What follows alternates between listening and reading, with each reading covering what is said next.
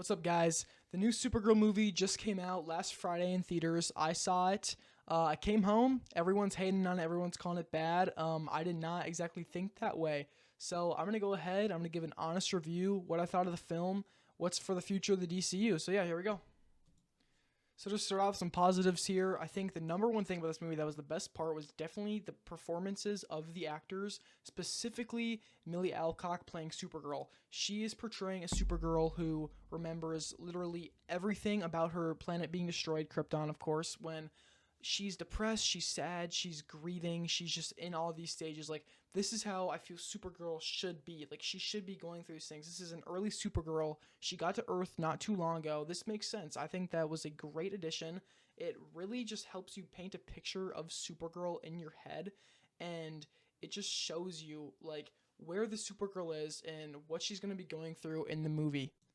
For Jason Momoa, he was playing Lobo, and it's kind of self-explanatory. I'm sure you've seen it all over online. Everyone's just like, Jason Momoa basically just is Lobo, but like Lobo is just Jason Momoa cranked up to the max. Like, max Jason Momoa personality, that is pretty much just Lobo, and he does a good job. As someone who doesn't really know like the character that much, it was pretty fun to watch him. It felt like he definitely wasn't like just himself. There was a little more personality there. There was like not just your average like Jason Momoa kind of I'm gonna play myself kind of going on there. So yeah, I think the actual character of Lobo was kind of underused throughout the movie. It kind of felt like he was just there to be there, just to get like another like comic book name kind of into the movie. He would definitely was not needed. This could have just been only Supergirl and Ruthie. They did not need to have Lobo in there at all. Like, he was just he kind of felt forced at times. Like, that's what I would say. And then speaking of Ruthie, there's really not much like going on with the character, and that is her biggest problem. I honestly think the actor did a pretty good job for like how little there really was to go off of for this character. She's just kind of there. She's just kind of going with Supergirl on this like adventure, and it doesn't really suit her, I'd say. She's just a background character, which honestly in its own right is kind of a good thing, cuz I didn't really want to see a teenage girl swinging like a sword around, killing a bunch of evil space pirates. That wouldn't make sense at all. She's like completely untrained. Her family just died. That just would not have made sense. Not to mention, she's also just a human girl, so she really shouldn't be able to do anything against like evil space pirates. Um, I think another big problem with her is that she just has like nothing throughout the whole movie, almost nothing. Doesn't even save Supergirl that one time when the green sun comes upon her.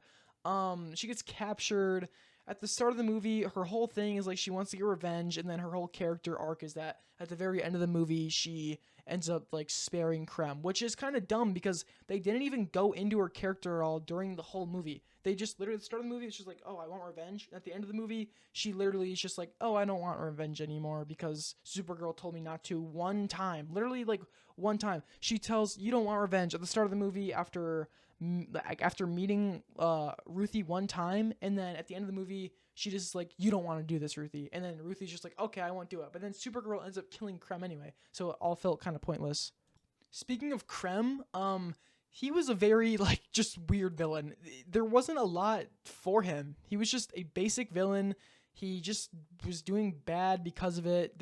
He runs like a freaking group of space pirate pedophiles, and that's like their whole thing. They go and take women, they go and like kill people, take their stuff. They're kind of just like evil. They're just evil. That's all it is. And to be honest, it doesn't fit this movie well. The comic book of this movie was all about the journey, and Krem was just not even as much of a villain. Like, in that movie, he wasn't anywhere like as like he doesn't show up as much. But in the movie, he's like the main goal, and like I feel like the main purpose of the movie is to stop Krem. Like, obviously it's the same way in the book, but it's just so much more of the focus in the movie that the journey itself, which is supposed to be the interesting, cool part of this like story itself, is just kind of overlooked by the villain. And the problem with that is the villain was never like fun or interesting really to begin with, because it was all supposed to be about the journey. It wasn't supposed to be like, wow, this is a groundbreaking villain. No, it's just supposed to be about the journey. And Krem just does not fill that role. They didn't change anything about him except for making him a little more scary looking with the beads in his face. And he's like, doesn't have orange long hair. He's bald. He talks like he's freaking like scary. I don't know. Krem just didn't really hit the mark. And I think everyone can agree with that. Anyone who's watched the movie 100% agrees that Krem was just kind of a letdown of a villain for the movie itself. The evil space pirates that Krem's in charge of as well are not fleshed out at all. They're kind of just there. We don't know their motives at all. Like, they just literally are there to be bad. Like, are they born into this? How long have they been around? Like, give us some background on these guys. It'd make it so much more interesting and give, like, the bad guys, like, so much more, like, actually, like, room to remember them. Because everyone's going to forget about Krem and his space pirates in 2 years. Like, no one's gonna remember these guys, and that's one of the biggest problem. There's not an interesting villain, and it's just makes it less of a fun watch. The story of this movie was so slow, so bland. There was just nothing really there. The best way to describe the story of this movie is like riding a roller coaster, except for you're going super slow and there's only turns. There's not a single loop-de-loop, and there's not a single like dip. You're just going straight. You're hitting a little turn every time they go off a planet, go to a new world. They're going slow, and every once in a while, you get a little speed boost every time they get into a fight. But the fights can't save the story. The only two really exciting parts of this movie is when they have the final fight, but you already know how it's going to end. And then also the flashbacks to Krypton being destroyed, and also like the floating little city they have in space. That was pretty cool. As well as her talking to Clark and like actually like meeting Superman. All of her interactions with Superman were great in this movie too. So when the movie starts, you kind of just get a basic exposition dump. Where is Supergirl? Who is Ruthie? And then it kind of just picks up from there slowly. Krypto gets poisoned. Supergirl meets Krem.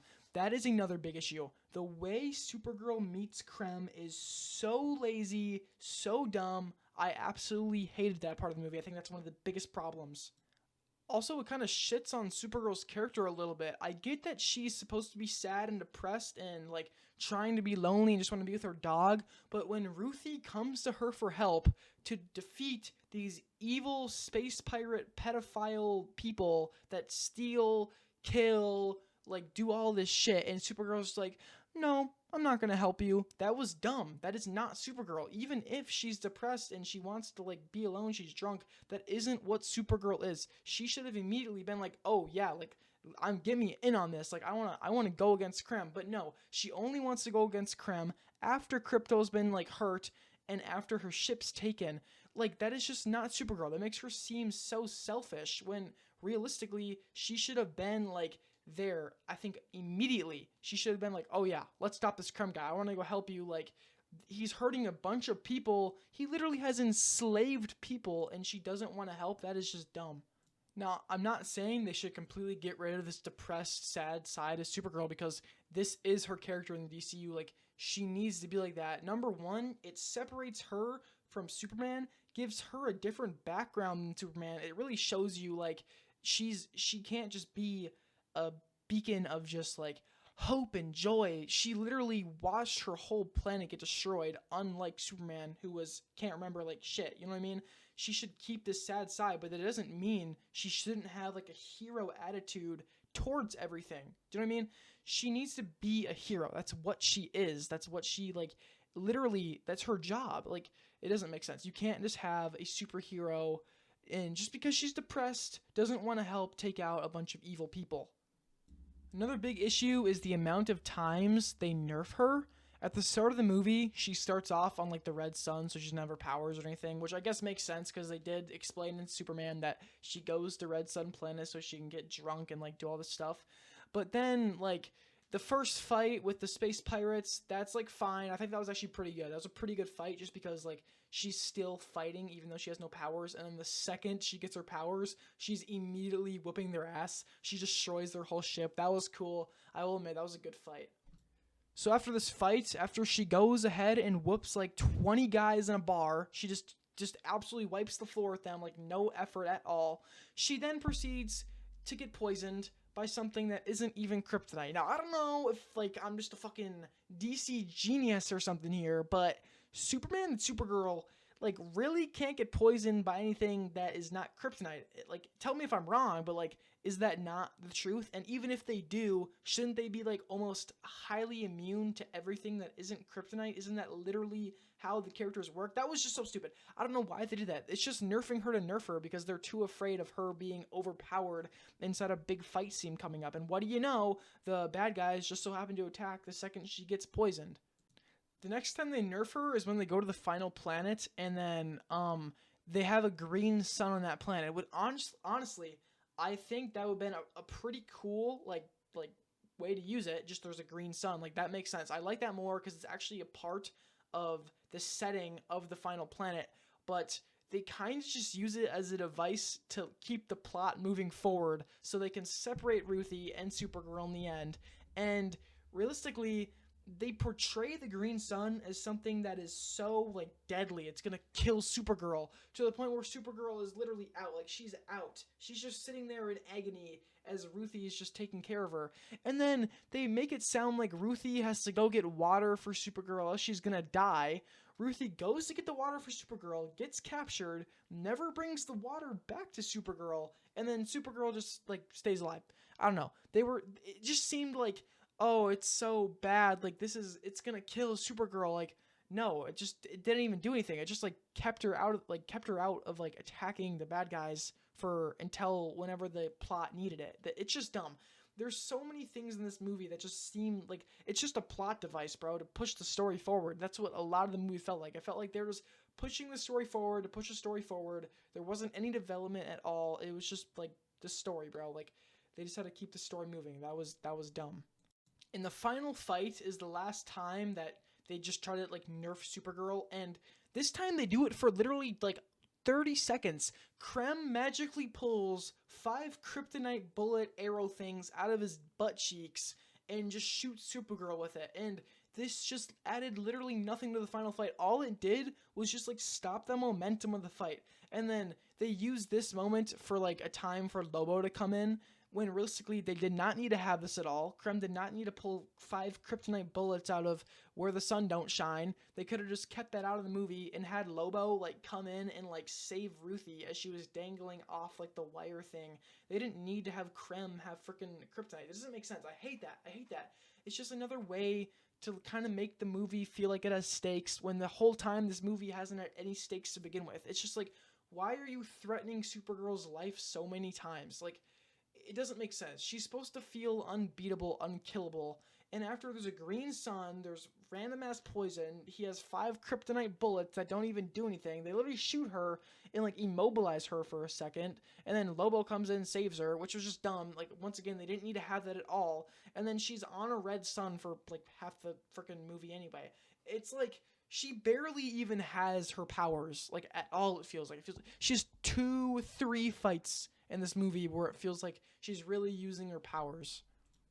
And speaking of her powers, they are just so inconsistent throughout the whole movie. She gets her powers. Her first fight, she goes in, destroys that spaceship. Cool, sick, awesome. That was a cool use of her powers. It looked cool. She took a bunch of blows from that big spaceship cannon. That was cool. And then she uses her powers again in that bar and just like absolutely destroys 20 of the guys. And then the like first big fight with that giant mosh pit, that first fight that Lobo's in, it's stupid. It's like, dude, you just took out like 20 people at a time, and now it just feels like she's just weaker. Like, her power levels are so inconsistent throughout the whole movie. It is just dumb. And then in the final fight, it feels like they buff her at the start of the fight, they nerf her with the kryptonite, and then she just randomly gets like an insane super buff at the end of the movie. She's stronger than she's ever been just randomly. And it was just so dumb. She just randomly just like started packing up everyone. It's like, where was that in like the first major fight with like when Lobo first came in? It was just stupid. Her power level was so inconsistent throughout the entire film. It's like, you guys just need to pick one singular power level and like keep it like that. Because otherwise, it's just such an inconsistency. And like, what are you supposed to do then? You're just supposed to, oh, now she can't freaking kill a fly. Oh, now she can kill freaking Doomsday by herself. It's like, no, pick one power level, bro. Keep it on that, and the movie would be so much better. The action scenes, at least. I understand they might have felt like Supergirl was a little too overpowered to fight against Krem, but even if you have a weaker villain than the protagonist herself, because she's overpowered, she's supposed to be overpowered, she's Kryptonian, she's Supergirl.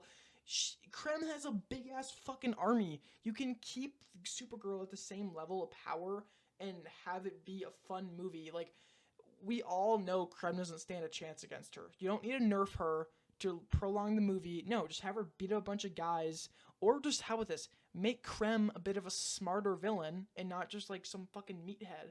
That would make the movie so much better. If you have a very strong protagonist to go against an insanely smart like super villain, that would have been cool. That would have been such a better dynamic than just meathead versus super strong overpowered Kryptonian. That it just didn't add anything.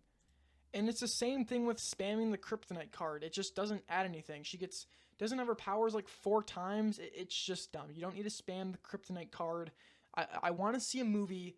This is her first like ever big screen movie, like modern big screen. I don't know if there's one before this, but like I want to see her kick their asses. Like she's supposed to be able to. Why are we nerfing her so much? Just let her kick their asses in peace, bro. Like that's how it should be. They shouldn't be able to kryptonite. Also, she should have just been able to dodge the kryptonite arrows. I don't know. It's just dumb. It's just trying to nerf her, like put her down so like the villain seems more threatening, and it's just dumb. Make the villain smarter. Make her go against a smarter villain. I don't know. Save like a big freaking villain for her and Superman at the same time. Like that would have been better. Now, obviously, as I stated before, the biggest takeaway from this movie was definitely just Millie Alcock as Supergirl. Like, that was just the best part of this movie in general. That is the biggest, like, upside. There is, like, not as many bigger upsides except for just the castings. Like, that's just like, obvious. I already said that.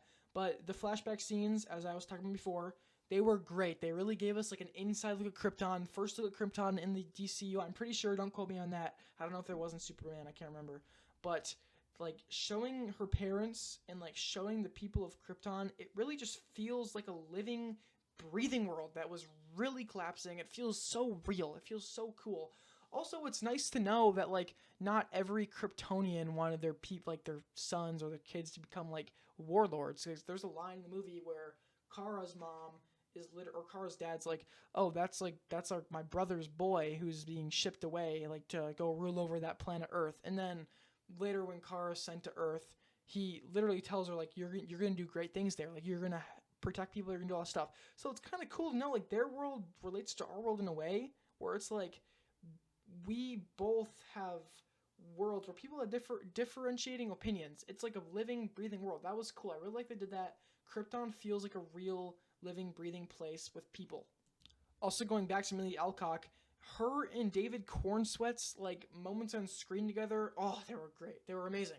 They looked really good, and that's amazing because you need them to be together. You need them to be able to talk to each other. You need them to be able to perform on the screen together because they are literally like they're coexistent. You need a Superman and a Supergirl that will look good together. It just makes both the characters so much better, especially when Superman is like kind of a leading figure for her, but also not really. It's kind of like it feels like an uncle, and like it feels like an uncle vibe. Like it feels like Superman's like uncle almost. Like I don't even know. It doesn't feel like they're cousins all the time, and I kind of like that though. It's kind of a good thing. It adds for a more interesting dynamic between the two that you don't really see anywhere else. A lot of the action scenes in this movie were really fun to watch. As I said, I think I already said that. But yeah, the action was great, and even though like the power level just really pissed me off with all the inconsistencies, no, the action was still good. It was a fun watch. Like seeing Supergirl like with her powers, that was cool. You know what I mean? I honestly, I don't know how I'd rank the two, but Superman and Supergirl, like their action scenes, I think those are some of the best parts of the movie. Okay, just for a little conclusion, the movie was like fine. I would give it a solid 6 out of 10. Supergirl herself was good. Millie Alcock's performance was great. Lobo as Jason Momoa. I mean, fucking Jason Momoa as Lobo was really good. The few moments David Cornsweet had was good. The Ruthie girl was fine, even though there wasn't like much for the actor to go off of. I think she did like a fine job. The villain sucked. The story was slow. Like there was just a lot of downsides. The only really good things was just the actual characters that came out of the movie. Everyone online that is saying like this is gonna be the end of the DCU, they're fucking stupid. No, this is not the end of the DCU. There's literally Clayface coming out in like October, I'm pretty sure. And then Superman is literally filming right now, as well as the Batman Part 2 is filming. So the DCU isn't going anywhere. The Green Lantern show's coming out. This movie did suck, but it gave a lot. Like, once again, it was a 6 out of 10. It was fine. It was a fine movie, okay? Everyone hating on it, they're kind of stupid. Like, or they're not stupid because it was a bad movie. But like, it's fine. Like, it'll go down okay. Like, it definitely added a lot of good things, specifically just the characters. Thank you guys for watching. Have a good night, day, wherever you are, evening. I don't really give a shit. Have a good one. Like, subscribe, comment. Thank you. Bye.